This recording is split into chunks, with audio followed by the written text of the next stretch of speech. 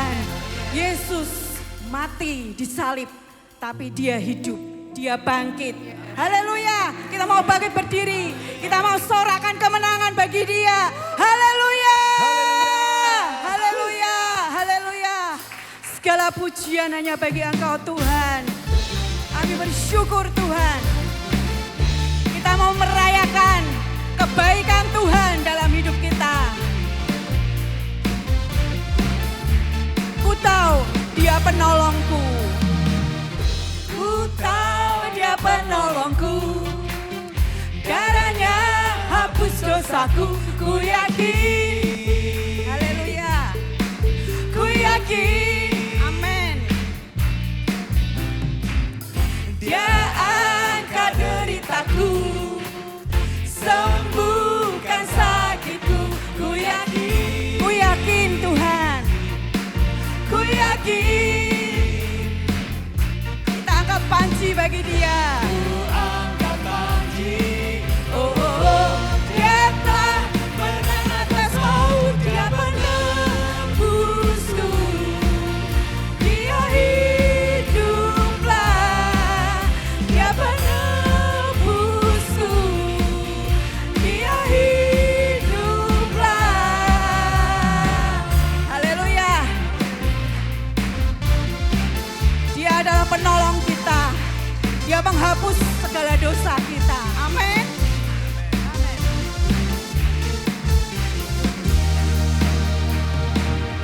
Ku tahu dia penolongku. Darahnya hapus dosaku. Ku yakin, ku yakin. Ku yakin. Amin. Dia angkat deritaku. Sembuhkan sakitku. Ku yakin, kami yakin Tuhan. Ku yakin. Kita mau angkat panji bagi dia. Ku angkat panji. Oh, oh, oh. Dia telah menang atas maut. Dia penebusku. Amin. Dia hiduplah. Dia penebusku. Dia hiduplah, dia penebusku.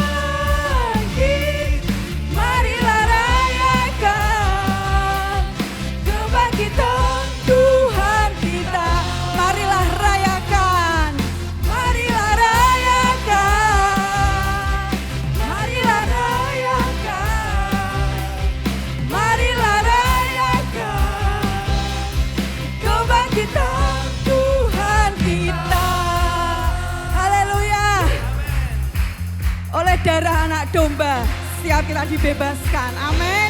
Haleluya.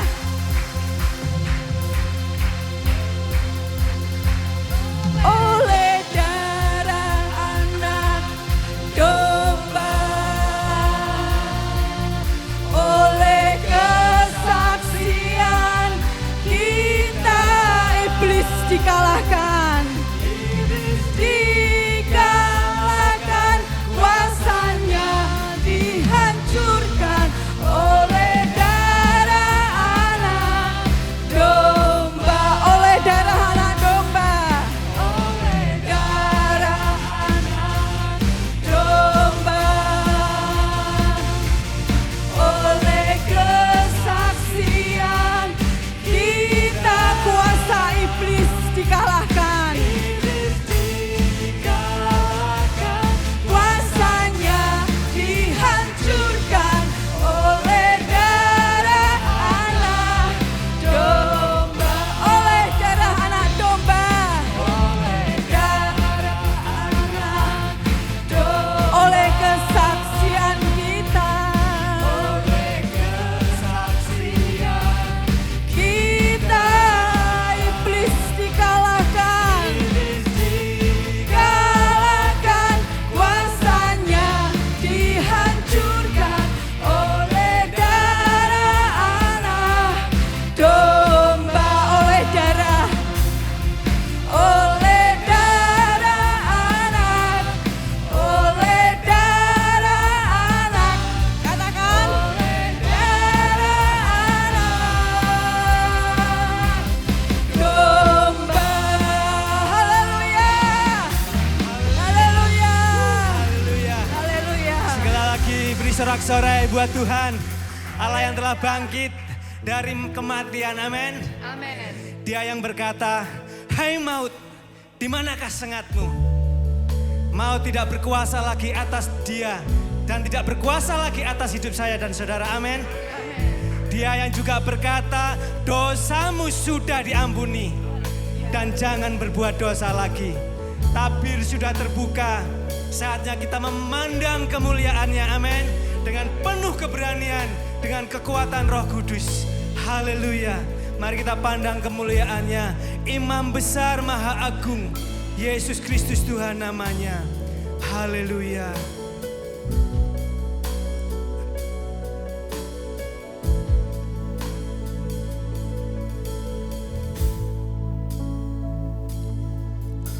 Ku pandang kemuliaan-Mu, Imam besar Maha Agung. Kaulah pemilik hidupku, Yesus Kristus Tuhan. Sujud di depan tahta-Mu. Sujud di depan tahta-Mu, taklukkan seluruh hidupku, dalam tangan-Mu penebus, Yesus Kristus Tuhan. Tiada satu pun yang luput dari karya kasih Tuhan. Tiada satu pun yang luput dari karya kasih-Mu yang mulia. Bagimu segala kemuliaan, Bagimu segala pujian, hormat, kemuliaan. Katakan bersama-sama. Engkau Tuhan ku tinggikan, yang bangkit dan menang, Yesus Kristus Tuhan. Raja mulia dan luhur, berkorban bagiku. Selamatkan jiwaku, selamatkan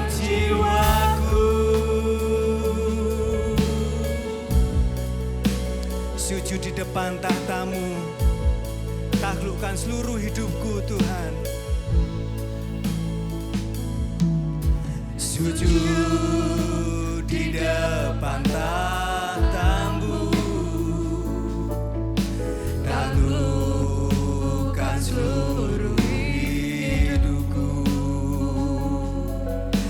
Dalam tangan-Mu penebus, Yesus Kristus Tuhan.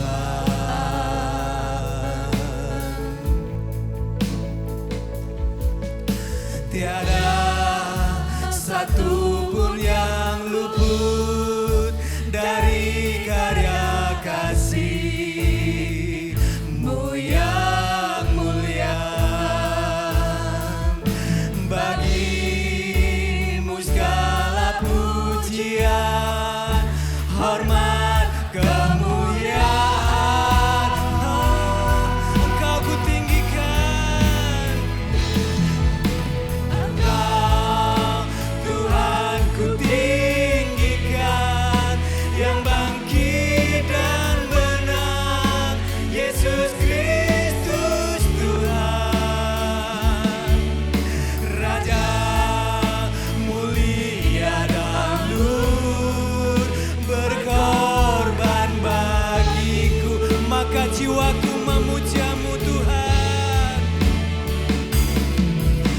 Maka jiwaku memuja, menyembah Sang Raja, Yesus Kristus Tuhan. Kekal sempurna kuasa-Mu, agunglah karya-Mu.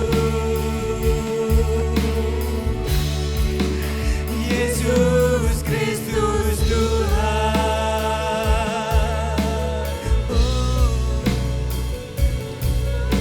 Engkaulah Tuhan, Engkaulah Raja.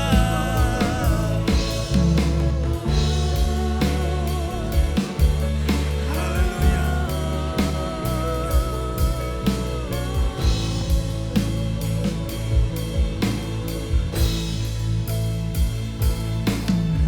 Tiada satu pun yang luput dari karya kasih-Mu yang mulia.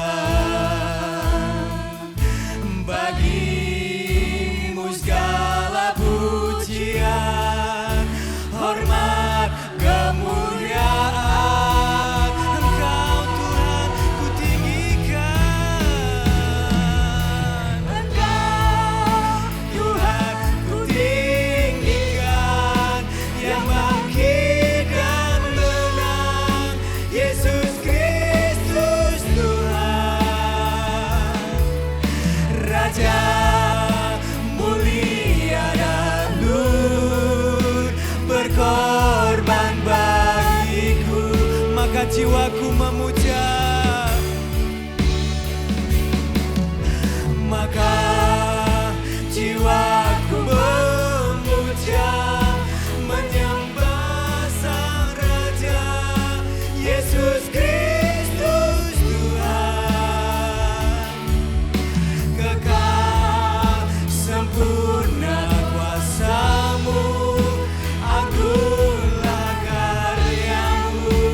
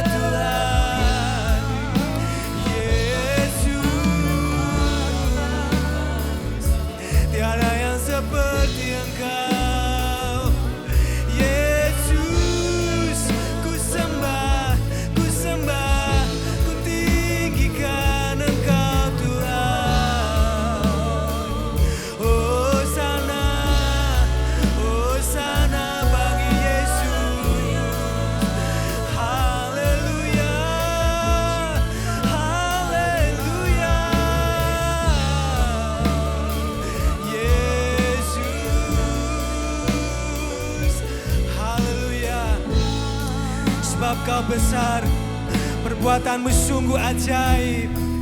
Sebab kau besar, perbuatanmu ajaib. Tiada seperti Engkau, tiada seperti Engkau. Sebab kau besar, perbuatanmu ajaib. Tiada seperti Engkau, tiada seperti. Angkat tangan saudara, katakan bersama-sama, sebab kau besar. Sebab kau besar, perbuatanmu ajaib. Tiada seperti Engkau, tiada seperti Engkau. Sebab kau besar, perbuatanmu ajaib. Tiada seperti Engkau, tiada seperti. Sebab kau besar, oh, sebab kau besar, perbuatanmu ajaib. Tiada seperti Engkau, tiada seperti Engkau. Sebab kau besar, perbuatanmu ajaib. Tiada seperti Engkau, tiada seperti Engkau, tiada seperti Engkau, tiada seperti Engkau. Beri sorak-sorai buat Tuhan Allah kita yang luar biasa. Haleluya. Puji Tuhan, sungguh kami mengucap syukur Tuhan, mengucap syukur Tuhan. Terima kasih Tuhan, terima kasih Tuhan. Sampai sejauh ini kami boleh kembali datang kepadamu Tuhan, mengucap syukur Tuhan. Terima penyembahan kami pagi ini Tuhan, biar semua menjadi dupa yang harum di hadapan-Mu Tuhan. Sempurnakan Tuhan, biar satu tujuan kami menyenangkan Tuhan, menyukakan hati-Mu Tuhan. Biar pagi ini Tuhan kami terus bersorak-sorai, terus mengandalkan Engkau Tuhan. Terima kasih Tuhan, terima kasih Engkau beri kesempatan kami berjumpa kembali dengan Paskah di tahun ini Tuhan. Terima kasih Tuhan, Paskah bagi kami adalah kehidupan. Engkau rela berkorban buat setiap kami Tuhan. Di setiap Paskah Tuhan kami terima Tuhan, apa itu identitas baru, apa itu martabat, apa itu tentang warisan dan jatah kami Tuhan. Dan yang lebih terutama lagi buat setiap kami, ada pengampunan setiap pelanggaran dan setiap dosa-dosa yang kami kerjakan. Kami tidak perlu takut, kami khawatir, tidak perlu khawatir. Kami punya Allah yang besar, sebab Allah lebih dari segalanya Tuhan. Terima kasih buat segalanya Tuhan. Sebentar kami mendengarkan kebenaran firman-Mu. Kami siapkan hati kami secara ilahi, secara roh Tuhan, untuk terima yang daripada Tuhan. Sampaikan apa yang menjadi pesan Tuhan buat setiap kami pagi ini Tuhan. Berkati hamba-Mu yang akan Kau pakai untuk menyampaikan kebenaran firman-Mu. Kami mintakan hikmat, wahyu, pengertian turun atasnya Tuhan. Sehingga apa yang disampaikan adalah kebenaran-kebenaran yang daripada Tuhan. Dan itu menjadi rema dalam hidup kami dan menuntun setiap langkah kami Tuhan. Terima kasih, kami alaskan doa ini ke dalam tangan-Mu. Hanya di dalam nama Tuhan Yesus kami berdoa dan kami bersyukur. Semua yang siap mendengarkan firman Tuhan katakan amin. Thank you worship team. Shalom saudara. Selamat Paskah. Ya, selamat hari kebangkitan Yesus. Kita semua bersuka cita hari ini. Hari ini adalah hari Minggu yang spesial karena kita merayakan kebangkitan Yesus. Sebelumnya saya mau ajak Bapak Ibu Saudara untuk berdiri bersama-sama. Kita akan nyatakan kesiapan kita mendengar firman Tuhan hari ini. Bapak Ibu Saudara siap? Siap ya? Oke, kita katakan bersama-sama 1, 2, 3. Ini Alkitabku, aku adalah seperti yang dikatakannya, aku memiliki apa yang dikatakannya. Aku sanggup melakukan apapun yang dikatakannya. Hari ini aku akan diajarkan firman Tuhan. Aku mengaku dengan yakin bahwa hatiku siap dan pikiranku menerima. Aku tidak akan pernah menjadi sama lagi. Aku adalah gereja yang hidup dan berbuah. Di dalam nama Tuhan Yesus, amin. Silakan duduk kembali Bapak Ibu Saudara. Selain kita merayakan kebangkitan Yesus, ada sesuatu yang spesial, ada sesuatu yang signifikan yang terjadi di hari Minggu setelah kematian Yesus. Bapak Ibu Saudara tahu orang-orang Yahudi itu menguduskan hari Sabat, betul ya. Hari ketujuh yang adalah jatuhnya itu hari Sabtu. Ya. Tetapi kenapa kebangkitan Yesus itu dikatakan di firman Tuhan terjadi di setelah hari Sabat. Di hari yang pertama minggu itu, yaitu di hari Minggu. Setelah Sabat lewat dikatakan ya. Ini adalah perubahan yang dramatis yang terjadi, yang Yesus mau tunjukkan. Yesus bangkit tidak di hari Sabat, Yesus bangkit di hari ketiga setelah kematiannya di Jumat Agung. Dan kebangkitannya terjadi di hari Minggu. Why? Kenapa? Kenapa bukan di hari Sabat?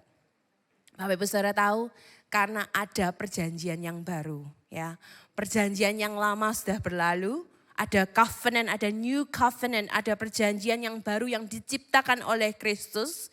Hidup kita bukan berdasarkan hukum Taurat lagi, hidup kita berdasarkan kasih karunia Allah. Ya, itu yang terjadi yang luar biasa, bukankah itu hal yang ajaib, yang baik, yang mulia, yang telah dilakukan oleh Kristus bagi kita. Sunday atau hari Minggu jadi hari yang pertama dan terutama sejak kebangkitan Yesus. Ya, Sabat tidak lagi diperlukan, kita nggak perlu lagi tidak bekerja atau tidak ngapa-ngapain di hari Sabat. Benar-benar sakral menguduskan hari Sabat. Tapi itu tidak lagi terjadi ya, Sabat tidak diperlukan, tidak ada legitimate-nya lagi, tidak sah lagi. Sunday atau Minggu jadi signifikan. Bahkan Kisah Para Rasul 20 ayat yang ke-7 dikatakan pada hari pertama minggu itu gereja mula-mula berkumpulnya pada hari pertama. Ya, 1 Korintus mengatakan pada hari pertama tiap-tiap minggu. Ya, orang-orang percaya berkumpul di hari pertama dalam minggu itu. Bahkan di Wahyu 1 ayat 10 dikatakan Yohanes itu dikuasai oleh roh, dia bilang gak cuman hari pertama minggu itu tapi dia bilang this is the Lord's day. Ini adalah harinya Tuhan. Ya, saudara percaya hari ini adalah harinya Tuhan. Setiap minggu adalah harinya Tuhan. Ya, saya bersyukur kalau Bapak Ibu Saudara memilih untuk hadir di ibadah pagi hari ini. Saya tahu it is a long weekend, ya, long weekend biasanya enak buat pergi jalan-jalan tuh ya, tapi you chose to be there, to be here. Anda memilih untuk ada di sini, mengutamakan Tuhan dan beribadah. Karena ini adalah harinya Tuhan yang dikuduskan, yang dibuat oleh Yesus ya. Ada perjanjian baru. Nah, Bapak Ibu Saudara, sebelum saya membaca perikop ayat kita hari ini, saya akan memulai dengan sebuah kondisi. Bayangkan, saya yakin sebagian besar dari Bapak Ibu Saudara di sini pernah menghadiri acara pemakaman. Pernah ya? Sampai penguburan pernah? Pernah ya? Dan entah itu penguburannya kerabat atau saudara atau anggota keluarga dan lain sebagainya. Bapak Ibu Saudara bayangkan bagaimana jika suatu hari Bapak Ibu Saudara ini hadir di sebuah pemakaman ya, dan tubuh orang yang meninggal ini sudah dimasukkan ke liang kubur, kita melihat dan menyaksikan. Lalu besok harinya teman kita ini datang, seorang teman datang kepada kita, bilang sama kita, aku gak sengaja ketemu si A gitu ya. Which is si A itu adalah orang yang dikuburkan kemarin. Saya bertemu dengan si A di supermarket. Kira-kira Bapak Ibu Saudara percaya gak? Yang bener aja kamu. Orang itu sudah meninggal. Bahkan aku kemarin menyaksikan pemakamannya ya. Dan saya hadir di situ dan saya menyaksikan bahwa dia meninggal gitu ya. Nah, respon kita pasti, lu pasti salah lihat ya, kamu pasti salah orang. Ya, kita langsung merespon bahwa teman kita ini adalah salah. Kenapa? Karena kita tahu bahwa kematian adalah realita yang tidak dapat diubah. Betul ya, it's the end of everything. Itu adalah akhir dari segalanya. Jadi kalau orang sudah meninggal, ya udah gitu. Kita tidak akan berjumpa lagi. Itu adalah realita fakta kehidupan. Saudara tahu bahwa itu adalah fakta. Dan ini adalah fakta yang akan mencakup perikop firman Tuhan yang hari ini kita akan baca. Dan itu luar biasa. Karena Bapak Ibu Saudara, para pengikut Yesus ini baru saja melihat, menyaksikan sahabat, kekasih mereka dan bahkan harapan terbesar mereka mati secara tragis di atas kayu salib. Dan mereka juga bahkan menyaksikan tubuh Yesus itu dikuburkan di dalam sebuah makam, ya. Dan mereka berputus asa, mereka kehilangan pengharapan dan keputusasaan mereka itu berakar pada keyakinan kalau ada kematian, ya sudah, it's the end of everything. Itu adalah akhir dari segalanya, tidak dapat diubah. Ya, inilah fakta dan realitanya. Tetapi Yesus berbeda. Di hari yang ketiga ada yang namanya kebangkitan. Ya, dan kebangkitan itulah yang memberikan kita harapan. Karena itu saya beri judul firman Tuhan hari ini adalah harapan dalam kebangkitan. Mari kita baca bersama-sama Bapak Ibu Saudara dari Injil Markus pasal yang ke-16 ayat 1 sampai ke-8.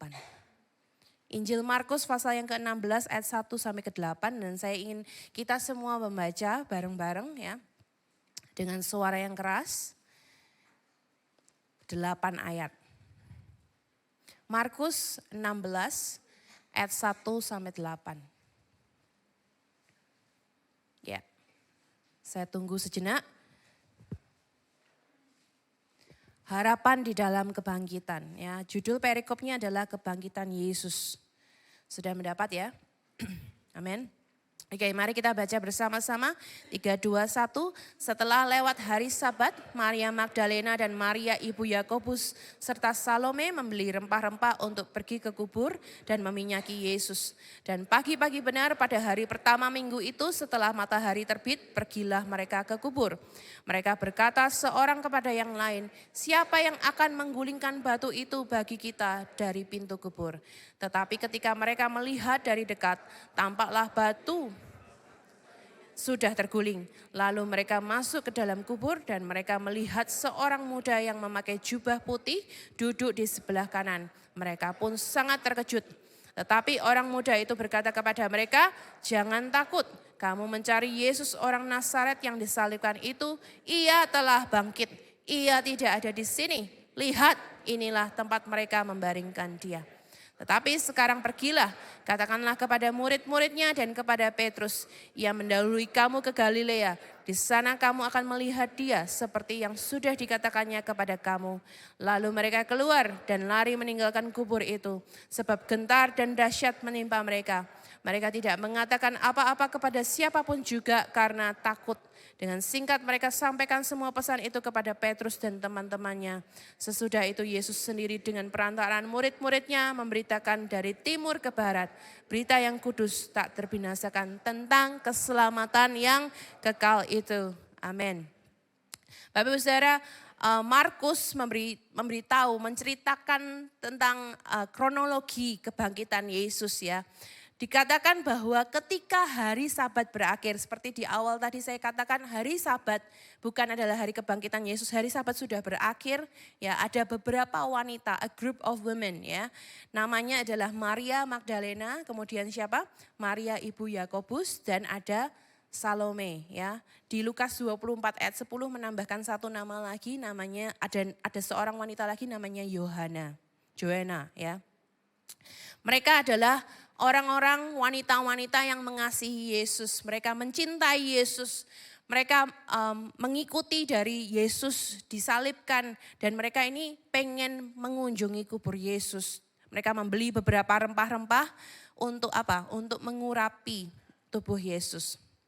Pertama, mari kita lihat wanita-wanita ini punya keberanian Bapak Ibu Saudara untuk mempertaruhkan nyawa mereka. Bahkan reputasi mereka. Kenapa saya bilang begitu? Karena ini yang pergi para wanita ya. Pria-prianya mana? Halo pria-pria. Pria-pria murid-murid Yesus ini sedang bersembunyi, ya kan? Mereka hid behind the door gitu ya. Mereka bersembunyi di balik pintu. Karena peristiwa penangkapan dan kematian Yesus itu masih fresh, masih segar di ingatan mereka. Mereka tahu jika kalau mereka menunjukkan wajah mereka, mungkin saja para pemimpin pemuka agama dan bahkan tentara-tentara Romawi akan melakukan apa yang mereka lakukan kepada Yesus. Satu sisi mereka mencintai Yesus, mereka kehilangan Yesus, mereka bersedih, mereka berduka. Tetapi di sisi yang lain mereka tidak menginginkan apa yang terjadi pada Yesus terjadi pada mereka. Ya, mereka nggak mau mengalami itu, mereka hanya berduka di balik pintu. Tapi tidak dengan wanita-wanita ini, ya kan? Dengan gagah berani mereka jalan ke kubur Yesus. Mereka nggak pakai nunggu, mereka nggak pakai ngajak murid-muridnya mau apa enggak, janjian hari apa, enggak pakai tunggu-tungguan. Mereka berani untuk melakukan suatu hal yang luar biasa. Siapa wanita-wanita ini Bapak Ibu Saudara? Wanita-wanita ini adalah again wanita-wanita yang luar biasa. Mereka sudah mengikut Yesus sejak lama. Bahkan kalau kita down to pasal ke-15, di ayat yang ke-40 dikatakan ada perempuan yang melihat Yesus disiksa dan disiksa dari kejauhan. Yaitu Maria Magdalena, Maria ibu Yakobus dan juga ibu Yoses dan juga Salome. Jadi mereka sudah menyaksikan Yesus ini sejak Yesus pertama kali ditangkap dan disiksa. Mereka melihat dari kejauhan, mereka memandang dari kejauhan. Ya. Dan mereka ini sudah jadi pengikut Yesus sejak di Galilea. Kemudian turun lagi ke ayat 46-47 pasal ke-15. Ketika Yusuf dari Arimatea ini membeli kain lenan, kain kafan ya, kemudian menurunkan mayat Yesus dari atas kayu salib. Ia membaringkan Yesus di dalam kubur yang digali di dalam bukit batu. Kemudian ditutup pakai batu yang besar. Again, lagi-lagi wanita-wanita ini juga menyaksikan dari jauh. Jadi rupanya kalau orang sudah yang namanya cinta ya mengasihi, mereka akan menyaksikan bahkan sampai akhir hidupnya ya kan. Mereka memperhatikan apa yang mereka lakukan kepada Yesus. Dan di hari Minggu itu mereka mempertaruhkan segalanya untuk bisa datang ke kubur Yesus. Mengapa? Karena mereka benar-benar sepenuh hati, sepenuh cinta. Ya, mereka sungguh-sungguh mengasihi Yesus. Mereka sangat hancur hati akan kematian Yesus. Dan mereka itu sudah kayak menemukan security atau keamanan di dalam Yesus ya. Yesus sudah jadi harapan mereka. Tetapi mereka kehilangan pegangan. Dan cinta mereka kepada Yesus ini membuat mereka melupakan kepentingan mereka sendiri dan melakukan apa yang pengen mereka lakukan. Itu kan cinta itu kan ya. Samudra akan ku arungi, gunung akan ku daki. Ya kan kalau kita jatuh cinta, kita akan melakukan segala-galanya. Demikian juga kepada para wanita ini, mereka melakukan hal-hal yang bahkan yang membahayakan nyawa mereka. Ya, meskipun para murid tidak mau bergabung enggak masalah. This is an action of love. Ini adalah tindakan kasih mereka kepada Yesus. Seperti ya layaknya kalau kita kehilangan anggota keluarga yang meninggal. Mereka bahkan udah dikubur pun tetap pengen dikunjungi. Ya. Tetapi Bapak Ibu Saudara yang harus kita pahami, yang saya ingin bagikan pagi hari ini adalah. Sementara kasihnya para wanita ini kepada Yesus tidak diragukan lagi. Mereka sangat mencintai Yesus.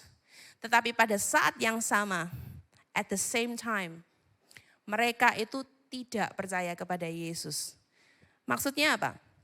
Nah, Bapak Saudara saya mau jelaskan.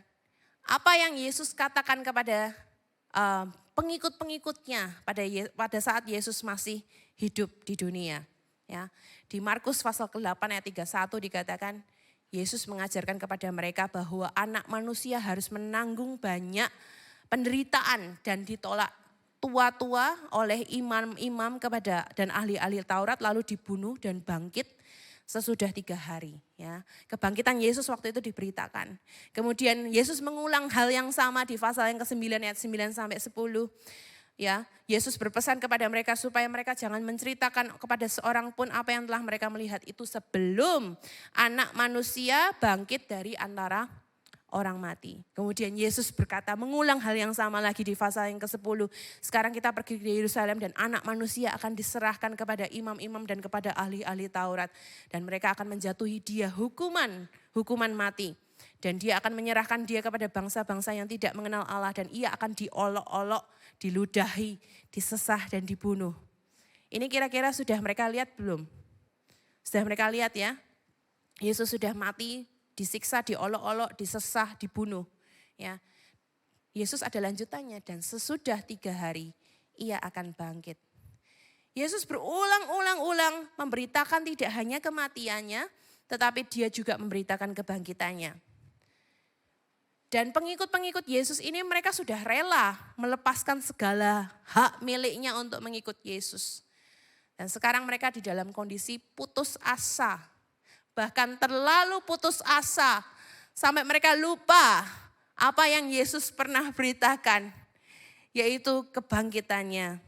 Mereka tidak ingat bahwa Yesus pernah bilang dalam 3 hari anak manusia itu akan dibangkitkan. Dan rupanya ada ketidakpercayaan di dalam hati para wanita ini. Mereka sudah ikut Yesus sejak lama, sejak dari Galilea. Mereka ikut Yesus mengajar, mereka ikut Yesus perform mujizat. Mereka ada harapan di dalam Yesus.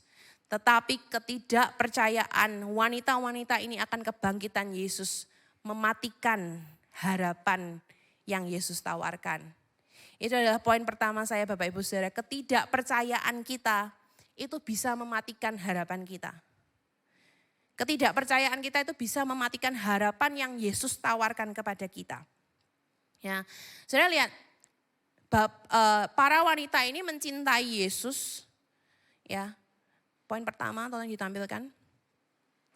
Ya, ketidakpercayaan kita mematikan harapan kita. Saudara lihat, para wanita ini mencintai Yesus, tetapi mereka tidak percaya kepada Yesus. Bagaimana kita buktikan bahwa perempuan-perempuan ini tidak hanya pergi ke kubur Yesus untuk membuktikan kalau Yesus tuh yang Yesus katakan tuh benar, gitu ya. Bagaimana kita tahu mereka itu tidak punya kepercayaan kepada Yesus akan kebangkitannya? Kita bisa tahu melalui tindakan dan kepercayaan dan percakapan mereka. Saya balik lagi ke ayat yang pertama ya Bapak Ibu.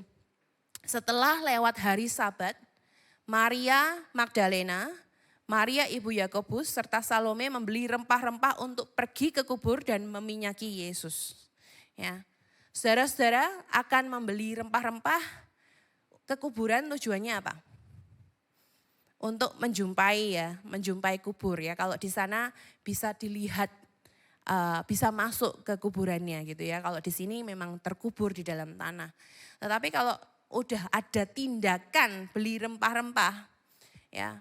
Ada spices yang dibawa, mereka percaya bahwa ini akan dicurahkan kepada jasad atau mayat tubuh Yesus. Pada orang yang sudah mati. Ya kan?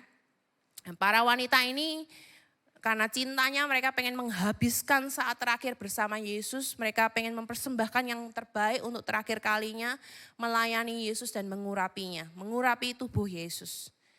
Karena mereka sekali lagi mengasihi Yesus. Tapi sementara mereka mengasihi Yesus, at the same time mereka tidak percaya kepada Yesus. Mereka mencintai pribadi Yesus tetapi mereka tidak percaya apa yang Yesus katakan. Harapan mereka dimatikan, ditutupi oleh ketidakpercayaan mereka. Kita juga tidak tahu ya. Kita juga tahu mereka tidak percaya kepada kebangkitan Yesus dengan tindakan mereka. Di ayat yang dengan percakapan mereka, maaf. Di ayat yang ketiga dikatakan gini, mereka lagi jalan gitu ya. Mereka ngobrol, mereka bertanya, siapa ya yang nanti akan menggulingkan batu itu bagi kita dari pintu kubur? Mungkin Maria Magdalena bilang sama Salome, Salome kamu kan udah nge-gym udah lama ya. Bisa kali ya, lebih kuat kali ya. Terus ini masih recovery ya, ototku masih pegel-pegel. Mungkin nanti berdua lah ya sama Maria Magdalena, sama Maria ibu Yakobus dan lain sebagainya. Mereka membayangkan gimana caranya untuk menggulingkan batu kubur Yesus yang tentu ukurannya sangat besar dan bebannya sangat berat. Ya, nah Maria Magdalena dan Maria ibu Yoses ini kan tadi dikatakan di ayat yang ke-47 di pasal ke-15 itu tahu ya tentara-tentara itu menggulingkan batu untuk menutupi kubur Yesus. Makanya mereka tahu fakta bahwa ada yang menutup kubur Yesus ya. Mereka bawa rempah-rempah di tangan mereka, di tangan kanan mereka bawa kekhawatiran. Siapa yang akan menggulingkan batu yang berat yang menutupi kubur? Sudah lihat gak? Ada bukti dari ketidakpercayaan mereka. Apakah mereka mencintai Yesus? Yes, of course, tentu saja. Apakah mereka meragukan Yesus? Yes, sangat. Ada satu lagi bukti ketidakpercayaan mereka Bapak Ibu Saudara. Di Yohanes 20 tidak usah dibuka. Maria Magdalena ini lebih detail lagi diceritakan oleh Yohanes ya. Maria Magdalena tuh nyampe di kubur Yesus bahkan masih gelap gitu ya. Pagi-pagi tapi masih gelap. Ceritanya mungkin Maria Magdalena ini adalah fast walker ya. Mungkin jalannya paling cepat. Ada kan yang di sini kalau satu keluarga lagi jogging bareng yang jalannya paling cepat kan ketahuan ya yang nyampe duluan mana gitu. Nah, Maria Magdalena ini diceritakan sama Yohanes, dia nyampe duluan ke kubur Yesus. Dan yang terjadi adalah dia lihat dari jauh. Loh, kok terguling batunya? Nanti Bapak Ibu Saudara bisa baca. Menarik sekali ini. Kok terguling? Kemudian yang dia lakukan adalah dia lari balik kepada para murid. Ya, mungkin yang perempuan yang lain lagi masih jalan dan masih gelap ya kan, nggak kelihatan. Jalan yang ditempuh mungkin juga berbeda. Jadi ketika Maria Magdalena berbalik, dia langsung pergi ke murid-murid Yesus. Dia berkata, kamu tahu nggak, mayat Yesus dicuri. He has been stolen, Alkitab bilang. Ini Maria Magdalena bahkan nggak tunggu yang lain sampai nyampe duluan. Dia langsung pergi ke murid-murid Yesus dan dia menyimpulkan sendiri dengan asumsinya bahwa ada yang mencuri tubuh Yesus. Dan kemudian Petrus dengar itu, dia cepat-cepat lari ke kubur Yesus ya. Dan dengan murid yang lain, dia masuk ke dalam kubur. Ya nggak tahu nih posisinya yang wanita-wanita itu belum nyampe juga kayaknya. Ya, Petrus lari masuk ke dalam kubur, lihat kain kafan Yesus tergeletak di situ. Dan mereka kayak seperti ngeh gitu. Seperti teringat kembali perkataan Yesus tentang kebangkitannya. Tapi mereka kembali ke tempat mereka masing-masing. Tapi tidak dengan Maria. Maria Magdalena pada saat itu dia stay di situ. Dikatakan di Yohanes dia duduk menangis. Terseduh-seduh.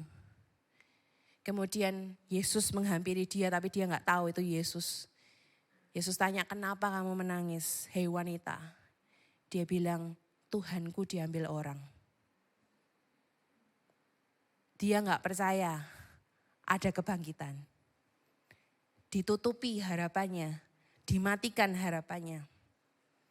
Tapi apa yang dilakukan Yesus? Apakah Yesus marah? Yesus tidak marah atas ketidakpercayaan mereka. Tapi Tuhan, Yesus memberikan kasih karunia-Nya mengatasi ketidakpercayaan mereka. Kita kembali ke scene wanita-wanita yang lagi jalan ini ya. Yang tadi bareng Maria Magdalena terus ditinggal itu loh ya. Perempuan-perempuan itu juga nyampe ke kubur Yesus. Mereka juga menemukan batu yang terguling. Ya, ayat yang keempat dikatakan mereka sudah melihat dari dekat, tampaklah batu yang sangat besar itu sudah terguling. Tiba-tiba plan, rencana yang mereka bingungkan itu tidak lagi relevan. Mereka bingung gimana caranya gulingin batu kubur itu tidak lagi relevan. Mereka bawa rempah-rempah yang untuk meminyaki, mengurapi Yesus tidak lagi relevan. Tubuh Yesus tidak ada di situ. Dalam sekejap, kekhawatiran mereka gone, lenyap. Jika kita lihat lebih dekat Bapak Ibu Saudara, ini yang dinamakan agama versus kasih karunia. Kenapa saya bilang begitu? 2 minggu yang lalu Bapak Gembala bilang tentang soal keagamaan ya. Kenapa, apa itu kekristenan, apa arti jadi Kristen? Saudara lihat, wanita-wanita ini melakukan sesuatu untuk Yesus. Mereka pengen melakukan sesuatu untuk Tuhan. Dengan intentionally, dengan sengaja, dengan tulus. Namun mereka melakukannya dengan kekuatan mereka sendiri. Dan sayangnya itu adalah inti agama. Agama mengajarkan ibadah yang kita lakukan adalah ibadah yang sungguh-sungguh. Memberi yang terbaik buat Tuhan. Ritual-ritual yang kita lakukan, usaha-usaha yang kita lakukan untuk apa?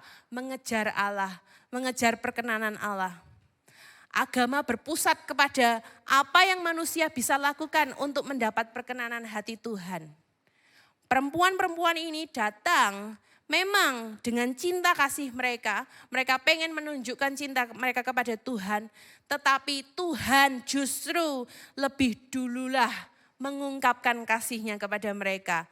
Ya, kita bisa lihat batu yang terguling dan kubur yang kosong dan malaikat yang menghampiri mereka dan bilang, lihat dia sudah bangkit, adalah satu hal, yaitu karunia.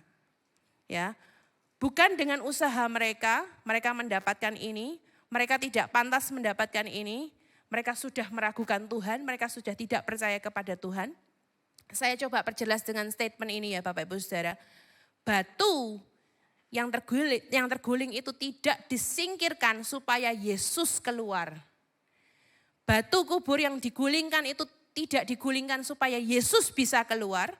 Tetapi batu itu disingkirkan supaya mereka bisa masuk. Ya, saya coba jelaskan lagi ya. Batu tidak disingkirkan supaya Yesus bisa keluar, tetapi batu disingkirkan supaya kita bisa melihat dan menyaksikan. Menyaksikan apa? Karunia Tuhan, anugerah Tuhan. Yesus tidak membutuhkan batu digulingkan supaya dia bisa menembus kubur itu, supaya keluar dari kubur itu, no. Tetapi Tuhan sedang berkata, batu itu digulingkan supaya kamu percaya. Ini kasih karunia yang aku tunjukkan kepadamu. Mudah bagi wanita-wanita ini ya untuk mengasihi Yesus, tetapi tidak percaya apa yang dia katakan. Bukankah itu kebanyakan dari kita? Kita sering melakukan hal yang sama. Saya mencintai Yesus tapi saya khawatir dengan kesehatan saya. Saya mencintai Yesus tapi saya khawatir dengan masa depan saya. Saya mencintai Yesus tapi saya khawatir dengan pekerjaan saya. Dengan apa yang saya bisa hidangkan di atas meja makan untuk keluarga saya.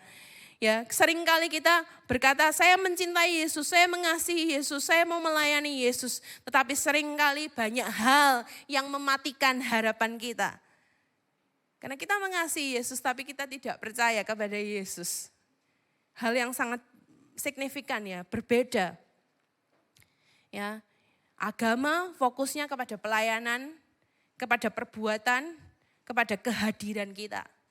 Tetapi anugerah fokusnya adalah kepada pekerjaan sempurna di dalam Yesus Kristus.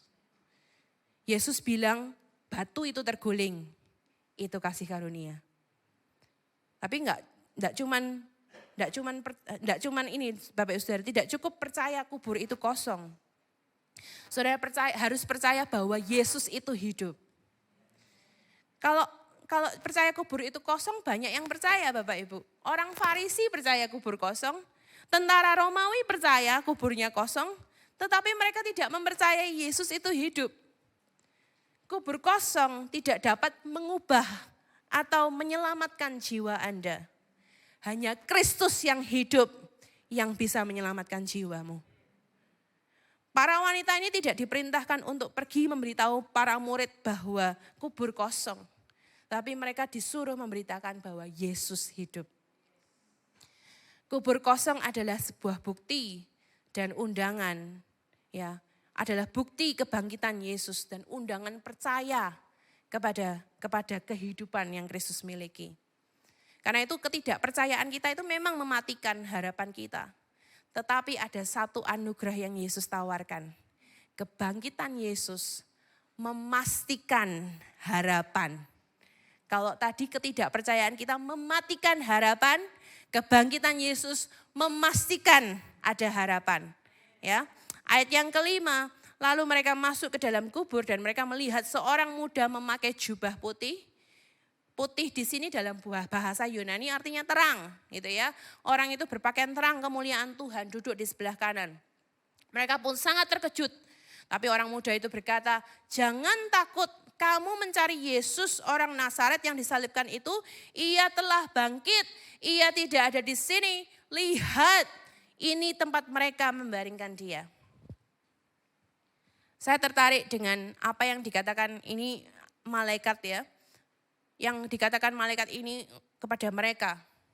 Lihat, lihat, inilah tempat dia membaringkan. Inilah tempat mereka membaringkan dia. Ya, lihat di sini artinya bukan cuman deloo gitu ya, liato gitu, bukan. Lihat ada mengandung arti gini.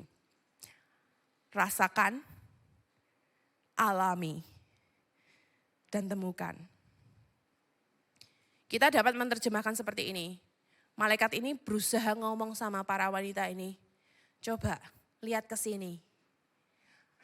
Tidak ada apa-apa kan? Alami hal yang luar biasa yang Yesus sudah kerjakan. Temukan bahwa kamu gak bisa menemukan apa-apa. 3 kata penting yang dikatakan malaikat itu tadi. Ya. Dalam bahasa Yunani itu satu kata. Egerte. Dia sudah bangkit. Kalau dalam pelajaran bahasa Inggris ada namanya past perfect tense. Yang artinya sudah lengkap, sudah komplit, sudah sempurna. Sama seperti yang Yesus katakan pada saat sebelum menjelang kematiannya. Dia bilang apa? Sudah selesai. Tetelestai. It is finished. Pekerjaan yang sempurna. Satu kata juga yang dikatakan oleh malaikat. Egerte. Dia sudah bangkit. Artinya apa? Injil sudah sempurna. Injil sudah utuh. Kasih karunia sudah sempurna. Karya Yesus sudah komplit dan utuh. Dan ketika malaikat itu berkata kepada wanita RGT, dia bilang, sekarang kamu telah datang dan melihat, pergilah dan katakanlah. Mandat diberikan kepada mereka untuk pergi dan katakan kepada para murid. Ya, kebangkitan Yesus tidak hanya harus kita alami sendiri, tapi kebangkitan Yesus harus dibagikan kepada orang lain. Ya, mengapa ini sangat penting? Karena kebangkitan Yesus bukan cuma hal yang menggembirakan, bukan cuma berita sukacita. Yes, it is berita sukacita. Tetapi ini adalah hal yang esensial untuk keselamatan seseorang. Karena itu berita kebangkitan harus dibagikan. Saya bayangkan banyak orang yang percaya kepada juru selamat yang salah. Juru selamat yang mereka percaya, juru selamat yang mati. Juru selamat kita, juru selamat yang hidup. Ya, Jumat kemarin kita memperingati salib Yesus. Kalau Yesus cuma mati, Yesus tidak dibangkitkan, percuma, sia-sia. Dapatkah ia menyelamatkan kita kalau Yesus tetap mati? Tidak, ya. Tetapi hari ini kita merayakan kubur yang kosong, kebangkitan Yesus. Salib tanpa kubur yang kosong sia-sia, ya. Kubur kosonglah yang membuat salib itu bermakna dan menjadi kuat, ya. Ribuan orang disalibkan pada saat yang bersamaan di waktu-waktu Yesus disalibkan 2000 tahun yang lalu. Tetapi hanya satu yang dinubuatkan bahwa kematian even cannot hold him, tidak dapat menahannya. Kematian bukan akhir hidupnya. Hanya satu yang membuktikan kubur tidak bisa menahan dia. Hanya satu yang bisa menjanjikan aku akan datang kembali. Yaitu Yesus Kristus. Jika Yesus tidak bisa menyelamatkan dirinya dari kematian kekal, dia juga tidak bisa menyelamatkan Bapak Ibu Saudara dan saya. Tetapi karena kebangkitannya sudah lengkap, sudah utuh, dia bisa menyelamatkan hidup saudara dan saya. Roma 4 ayat 25 mengatakan, yaitu Yesus yang telah diserahkan oleh pelanggaran kita dan dibangkitkan karena pembenaran kita. Roma 10 ayat 9 mengatakan, sebab jika kamu mengaku dengan mulutmu bahwa Yesus adalah Tuhan, mengaku ya, dan percaya di dalam hatimu bahwa Allah telah membangkitkan dia dari antara orang mati, maka engkau akan diselamatkan. This is a good news. Ini adalah kabar sukacita yang paling besar yang Anda bisa terima, pernah terima, dan dapat terima. Butuh penyalipan Yesus dan kebangkitan Yesus untuk membuat kita benar. Ya, Yesus mati di kayu salib, dia bayar dosa-dosa kita. Tapi dia bangkit dari kematian supaya kita juga tidak perlu ya menerima hukuman maut itu. Alkitab berkata upah dosa ialah maut. Dosa membunuh jiwa kita. Kita semua orang berdosa. Selayaknya kita adalah menerima maut, kematian kekal.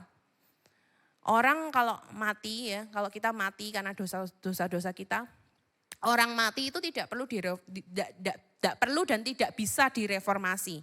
Artinya gini Bapak Ibu Saudara, orang mati kan nggak perlu skincarean gitu ya, nggak perlu perawatan, tidak perlu di make up ya. Memang make up ada jasa make up orang meninggal. Tetapi ketika mereka sudah ada di dalam kubur kan mereka tidak bisa direform ya, tidak bisa didandanin, tidak butuh parfum, tidak butuh perawatan, tidak butuh vitamin, tidak butuh olahraga. Kenapa? Percuma. Tubuh jiwanya mati, nggak perlu makan bahkan ya. Orang mati tidak perlu reformasi. Lama-lama jasadnya decay atau gone atau lenyap, musnah, percuma. Yang satu hal yang orang mati itu perlukan, apa? Kebangkitan. Orang mati hanya butuh satu hal, hidup.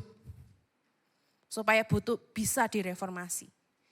Dan Yesus bilang, aku datang supaya mereka punya hidup. Supaya Feby punya hidup. Supaya punya Zoe, betul. Ya, dan mempunyainya di dalam segala kelimpahan, dikatakan. Bapak Saudara percaya? You're no longer dead. Kita nggak lagi mati, kita nggak lagi punya deserve atau layak untuk mendapatkan kematian. Karena kasih karunia Tuhan. Jika Yesus tidak bangkit dan hidup kembali, dia nggak bisa kasih apa yang kita butuhkan hari ini, yaitu kehidupan. Ya, kepercayaan adalah kepada kebangkitan penting untuk keselamatan ya. Kita nggak cuma percaya kepada Yesus yang sudah menebus dosa-dosa kita, tetapi kita harus percaya bahwa Dia bangkit. Nah, ada satu bagian yang paling menarik Bapak Ibu Saudara. Di sini malaikat itu berkata, tetapi pergilah dan katakanlah kepada murid-muridnya. Dan he specifically mentioned the name of Peter. Dia menyebut nama Petrus. Pergilah katakanlah kepada murid-muridnya dan kepada Petrus. Nah, Petrus ini memang luar biasa ya, luar biasa dikasihi. Beberapa dari Anda mungkin ingat bahwa Petrus ini namanya awalnya siapa? Simon ya, Simon. Simon itu ada arti yang baiknya ya, tapi ada arti yang sebenarnya adalah unstable atau enggak stabil. Kalau bahasa sekarangnya moody gitu ya. Goyah, gampang goyah. Dan Yesus ketika berjumpa dengan Simon, dia bilang gini, mulai sekarang kamu dipanggil Petrus. Petrus artinya batu karang, rock ya. Bayangkan gak Bapak Ibu Saudara, ketika dia kenalan sama Yesus, dia bilang, hai saya tidak stabil. Perkenalannya aneh ya. Hai saya Simon, saya tidak stabil gitu ya. Yesus berkata, no. Kamu bukan tidak stabil. Hari ini kamu dipanggil rock, batu karang, kokoh, stabil. Kamu adalah batu.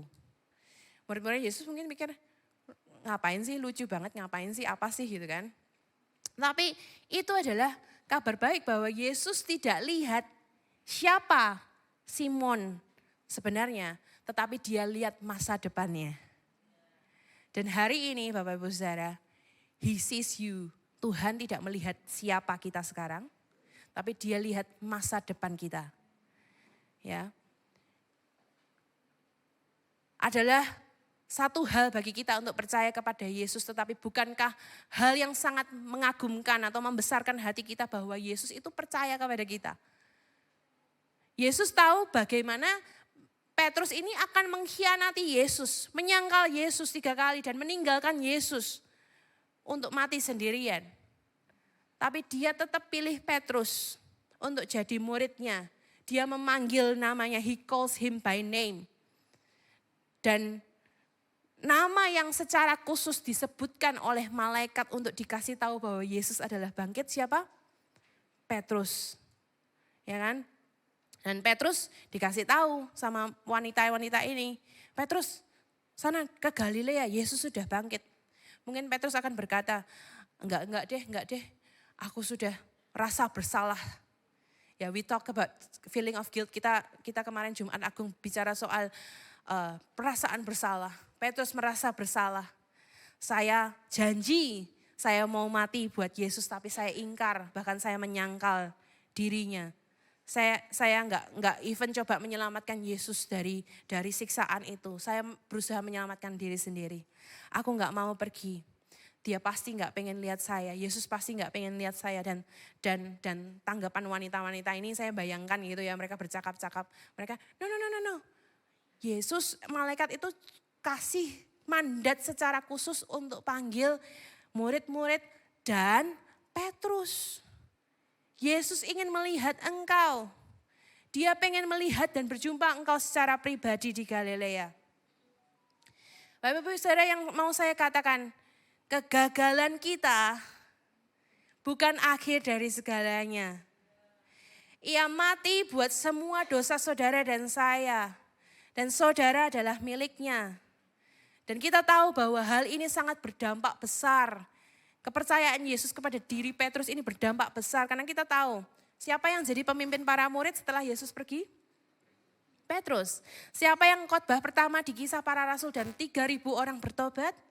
Petrus. Siapa yang kemudian jadi martir, ya disalib bahkan terbalik, ia tidak mau menyerah ketika imannya diuji?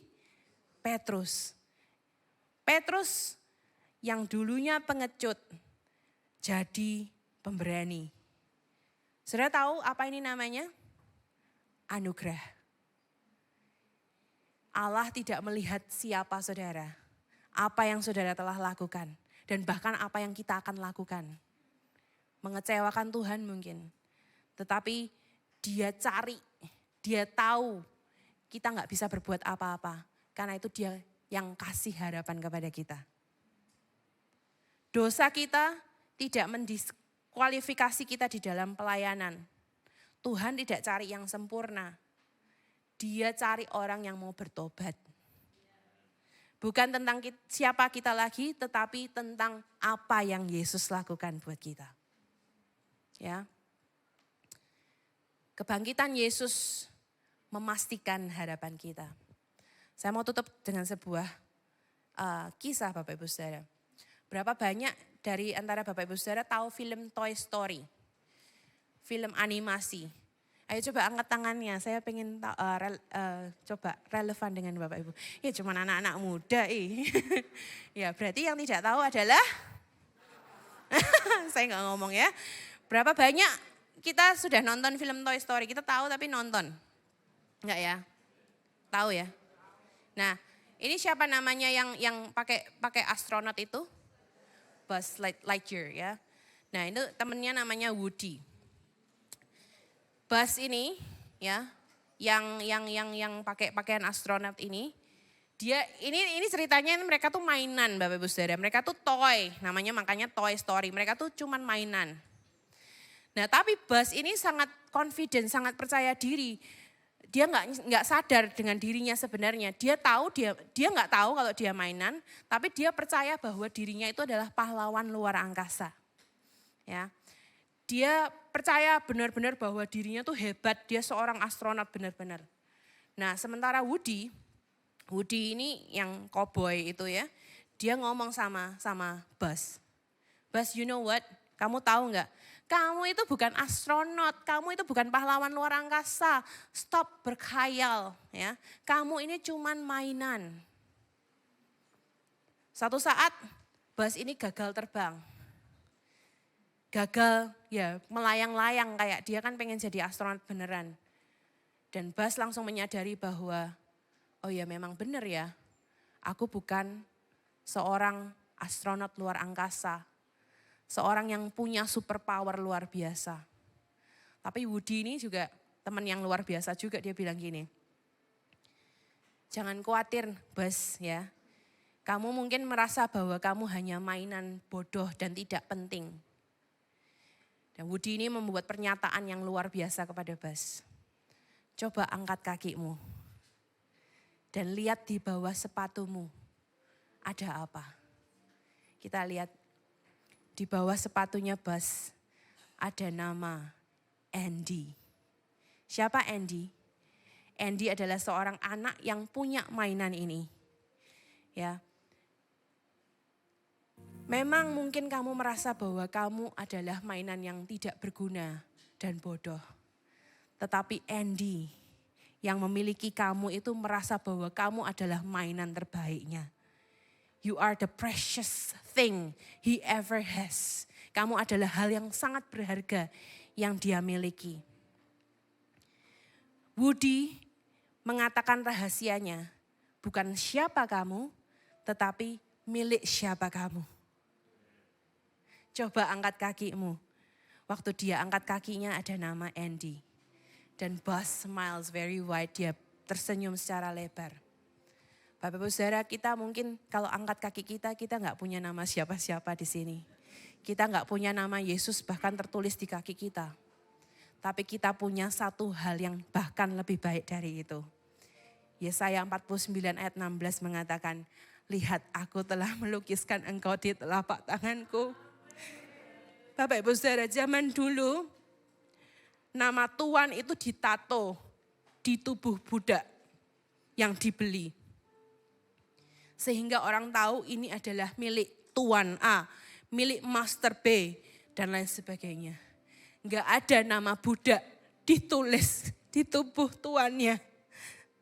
Tapi you know what, kita tahu Tuhan bahkan enggak cuma mentato, dia melukiskan nama kita di telapak tangannya.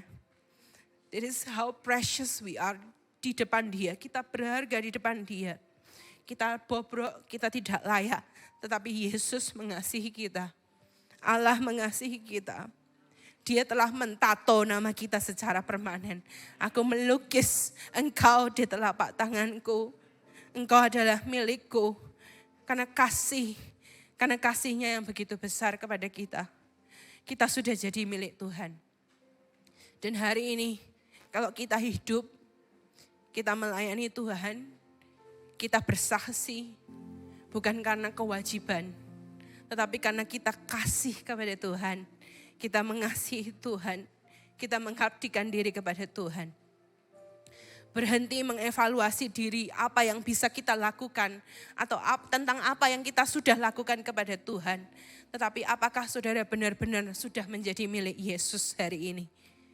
Jadi milik Yesus caranya mudah, hanya percaya. Mengaku dengan mulutmu dan percaya kepada kebangkitannya, maka engkau akan diselamatkan. Syaratnya mudah Bapak Ibu Saudara. Hanya percaya bahwa Yesus sudah menggenapi hukum Taurat. Mati untuk dosa-dosa kita, bahkan bangkit dari kematian. Mendamaikan orang-orang berdosa yang harusnya terima maut. Tetapi didamaikan dengan Allah di surga. Injil Markus ini membuat sangat jelas. Yesus bukan cara yang baik untuk menuju ke surga. Bukan cara yang lebih baik untuk menuju ke surga. Bukan cara yang terbaik untuk menuju ke surga. Bukan. Yesus adalah satu-satunya cara untuk menuju ke surga. Para murid ini diapit di dua kenyataan. Kematian dan kebangkitan Yesus. Ya, hari ini kita diapit oleh dua kenyataan. karya yang sudah berlangsung, yaitu kematian dan kebangkitannya. Dan yang kedua adalah karya yang akan dinyatakan, yaitu kedatangannya yang kedua kali. Bila saudara hari ini cari-cari jawaban, sepertinya nggak ada lagi harapan. Saudara kesana kemari nggak ada yang peduli dengan dirimu. Hari ini know the fact, ketahuilah sebuah fakta bahwa aku telah melukiskan engkau di telapak tanganku. So that you have hope, engkau memiliki harapan. Dia disalibkan karena dosa-dosamu. Dia dibangkitkan, mengalahkan mautmu. Dia mengundang saudara hari ini untuk datang dan melihat dan menyaksikan bahwa saudara sudah diselamatkan. Dan gak cuma itu Bapak Ibu Saudara, saudara juga harus pergi dan beritahukan kepada yang lain. Amin. Karena Yesus hidup ada hari esok. Karena Yesus hidup kita tidak gentar. Karena aku tahu Tuhan engkau yang pegang my future. Engkau yang pegang harapanku. Engkau yang pegang masa depanku. Di dalam engkau kami ada harapan. Kak saya undang untuk bangkit berdiri. Kita nyanyikan lagu ini. Because He lives. Because He lives. I can face tomorrow. I can face tomorrow.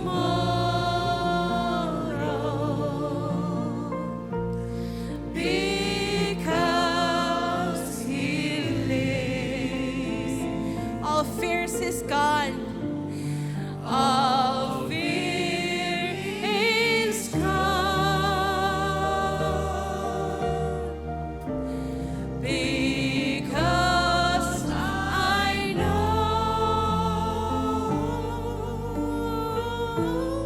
He holds the future.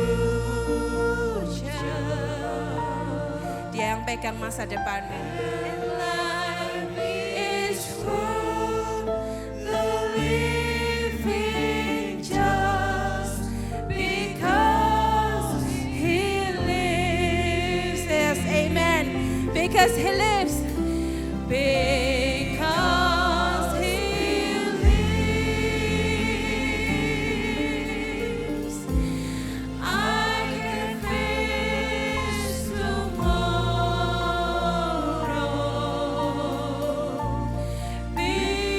Because He lives. Karena Engkau hidup Tuhan. All fear is gone. Oh, because I know. Because I know He holds the future. And life is worth the living just because He lives.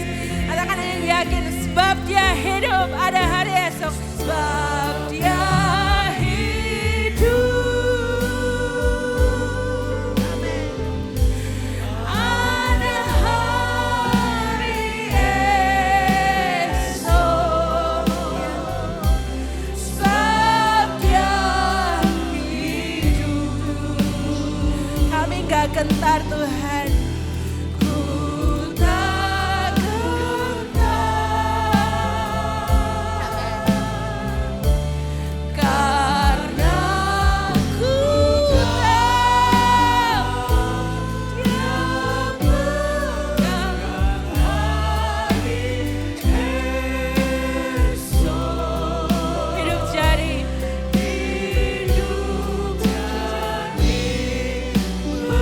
berarti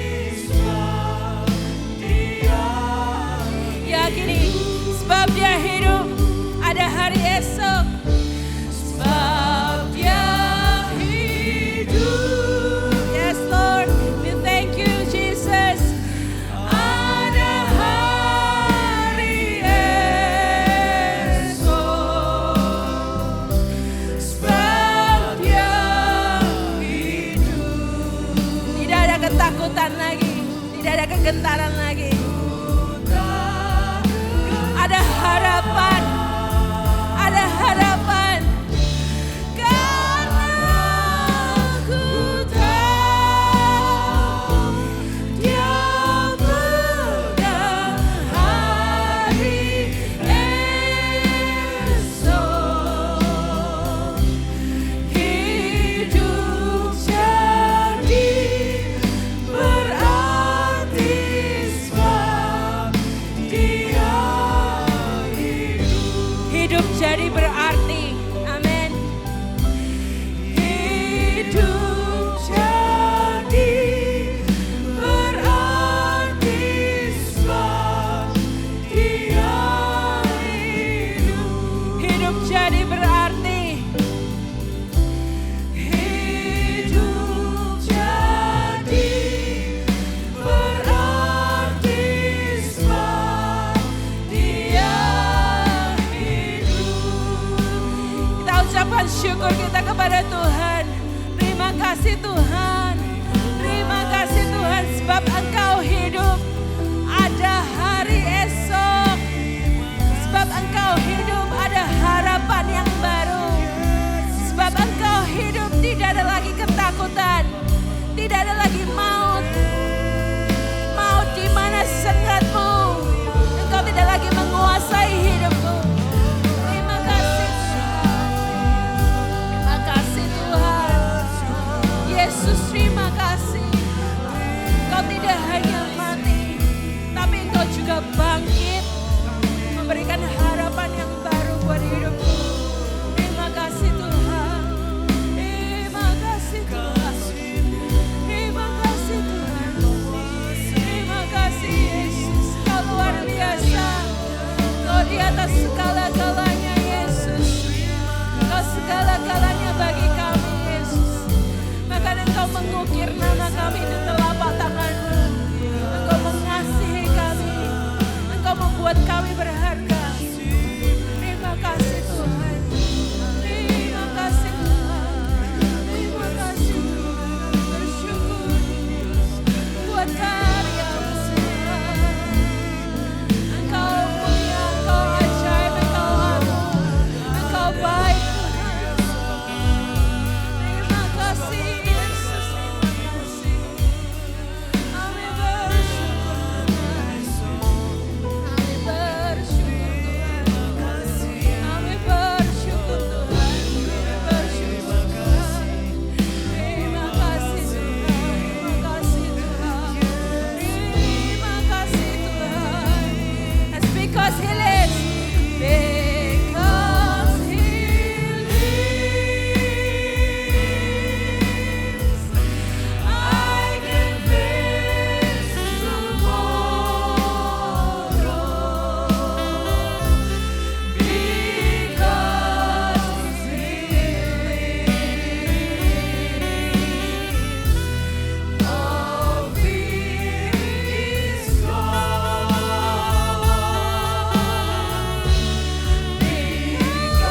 Because I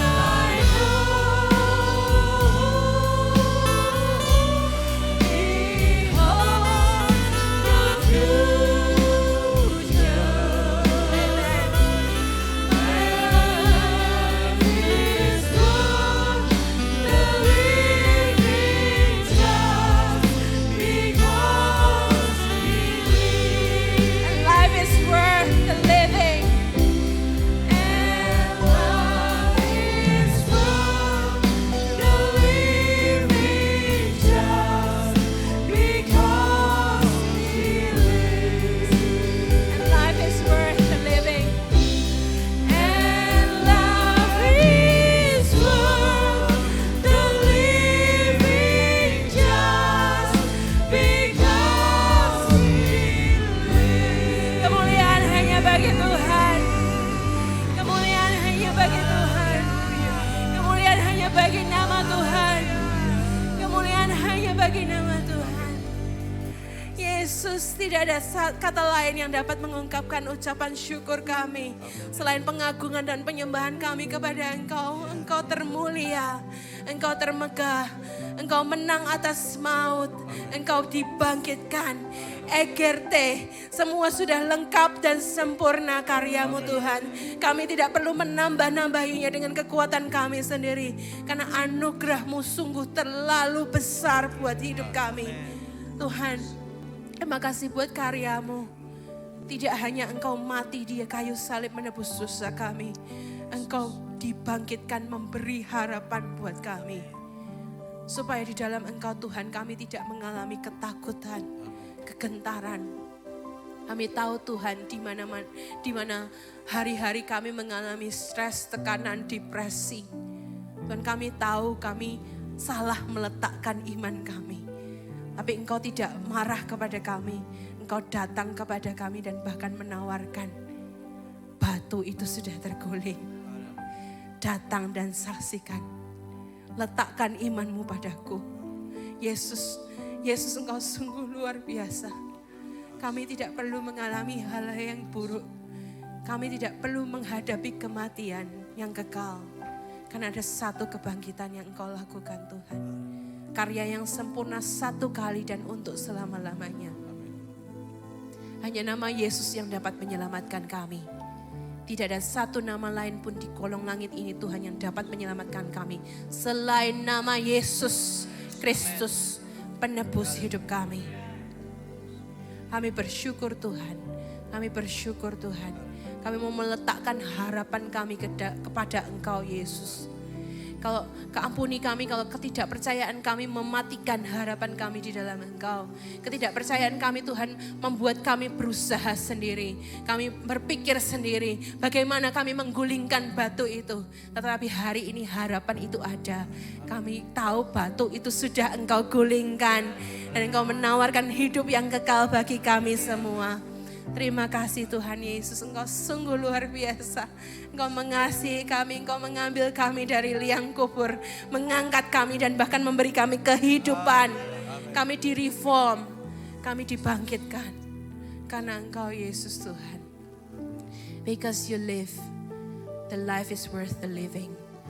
Karena Engkau hidup, hidup kami jadi berarti. Terima kasih Yesus. Harapan kami di dalam Engkau Yesus. Kami bersyukur akan perayaan Paskah pada hari ini. Kami bersuka cita dengan saudara-saudara kami seiman. Dan kami mau Tuhan berita sukacita ini tidak hanya berhenti di kami. Tapi kami mau beritakan itu kepada orang-orang yang perlu menerima Yesus sebagai Tuhan dan Juru Selamat mereka. Beri kami kemampuan-Mu Tuhan. Beri kami kekuatan-Mu Roh Kudus. Karena kami tidak mampu seperti Petrus Tuhan. Kami Simon yang tidak stabil, tetapi Engkau memberi kami identitas yang baru di dalam Engkau. Kami adalah batu karang di dalam Engkau Yesus, karena You are my rock and my salvation. Engkau adalah batu karang kami dan keselamatan kami. Terima kasih Tuhan. Di dalam nama Tuhan Yesus, firman-Mu berbicara kepada setiap kami, menghidupkan kami. Kami bersyukur dan berdoa. Haleluya. Amin. Amin. Kita akan saya beri kesempatan untuk mempersembahkan persembahan 5 roti 2 ikan. Because He lives, I can face tomorrow. Because He lives, all fear is gone. All fear is gone. Because I know. Because I know. He holds the future. And life is worth the living just because He lives. Amen. Kita angkat botol persembahan kita di tangan kita akan mau persembahkan bagi Tuhan. Terima kasih Tuhan, ini adalah ucapan syukur kami ke hadapan Engkau karena Engkau sudah begitu baik buat kami. Kami bersyukur dan kami berdoa supaya Engkau menerima persembahan kami Tuhan. Kami mempersembahkannya dengan hati yang tulus dan mengasihi Engkau. Di dalam nama Tuhan Yesus kami berdoa dan mengucap syukur. Haleluya. Amin. Amin.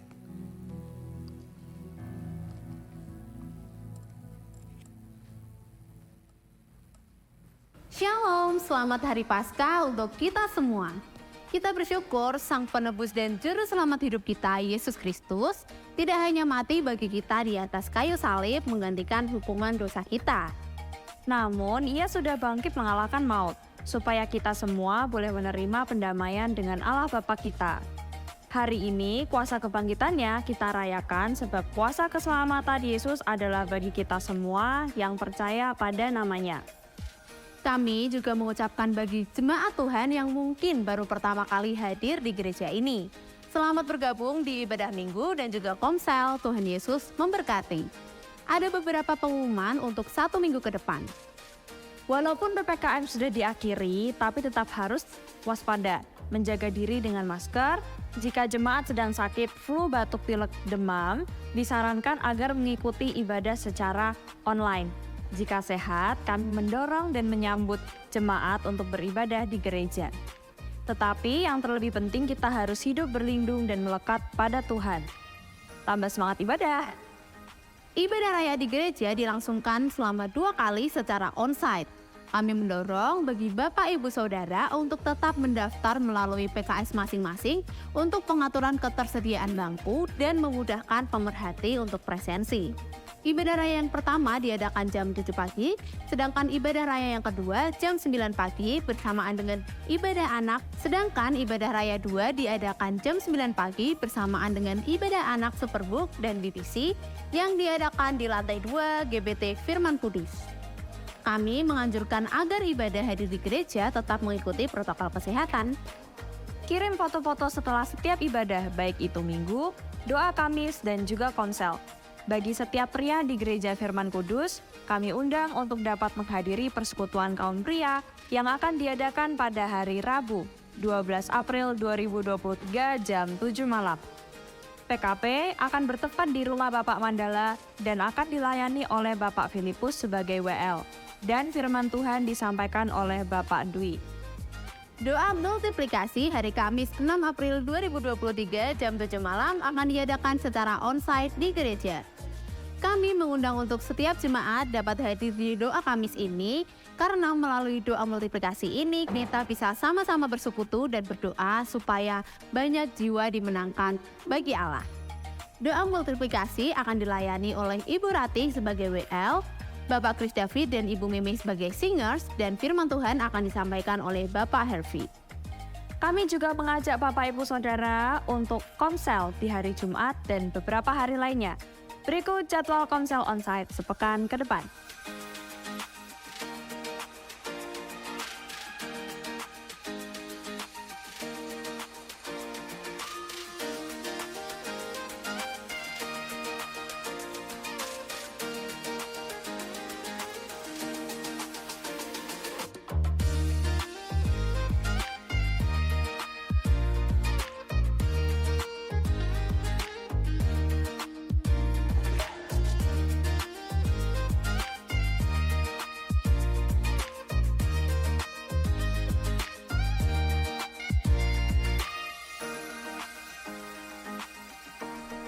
Kelas Little Fit diadakan setiap hari Sabtu jam 8 pagi.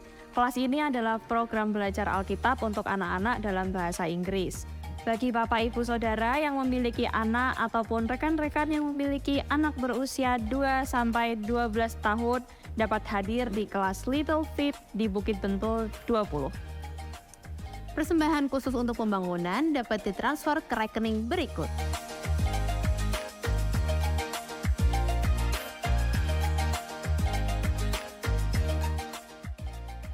Mari kita terus doakan pembangunan Gereja Banyumanik yang sedang berlangsung, agar Tuhan terus memberkati dan menyempurnakan pekerjaannya di tempat ini. Seperti janjinya yang tertulis di 1 Tawarik 28 ayat 20, lalu berkatalah Daud kepada Salomo anaknya, kuatkan dan teguhkanlah hatimu, dan lakukanlah itu.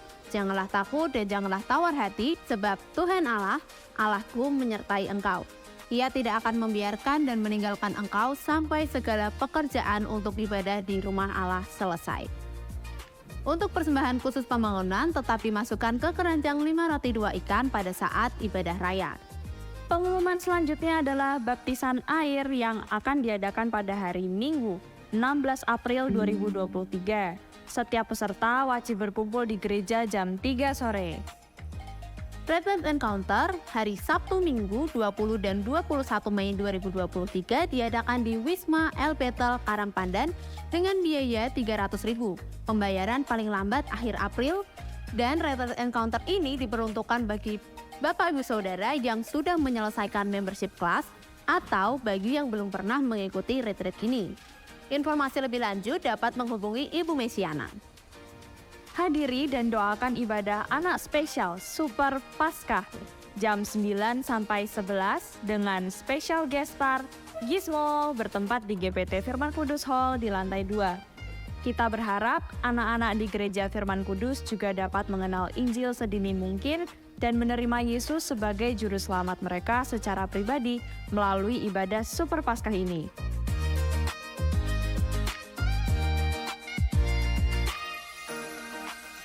Demikian pengumuman untuk 1 minggu ke depan. Sekali lagi kami mengucapkan selamat Paskah dan selamat hari Minggu. Have a great week.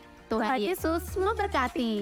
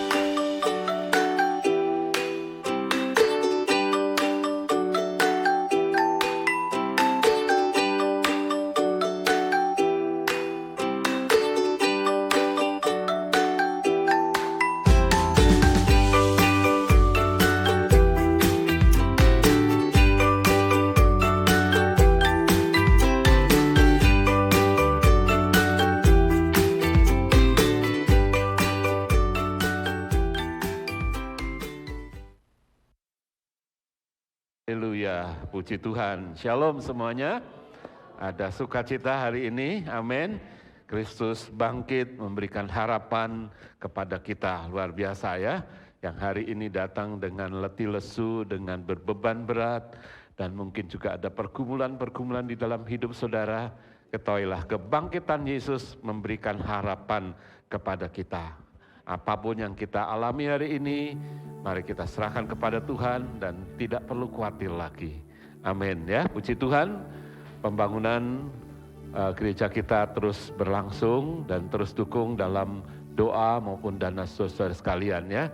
Kita bersyukur kepada Tuhan karena sampai hari ini pembangunan boleh berjalan terus ya.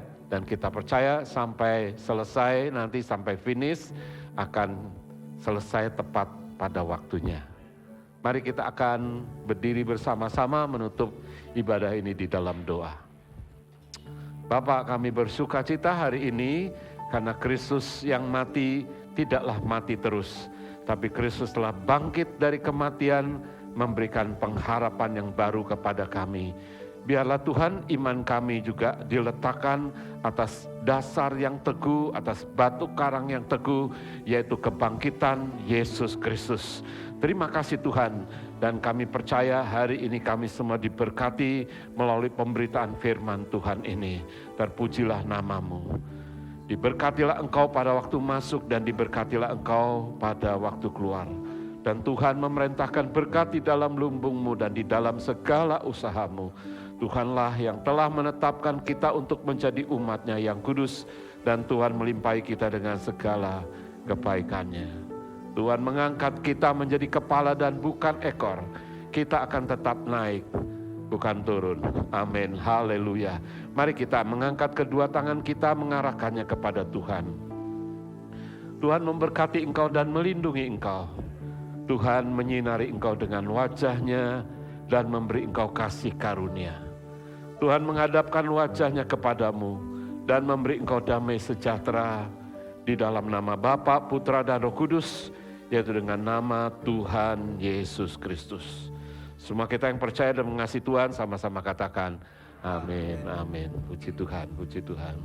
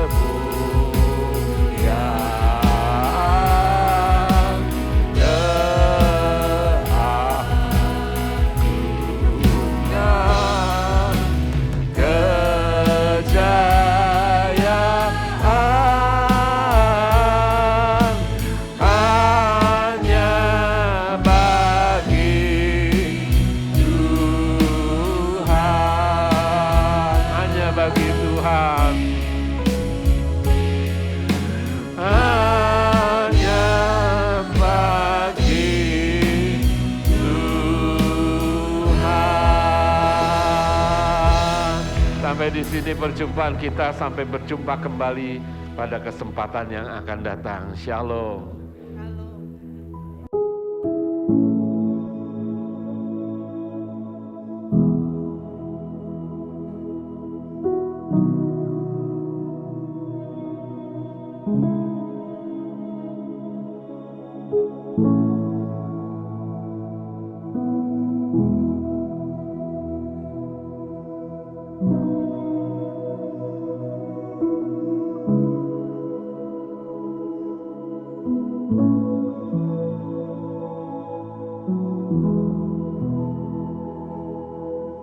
you.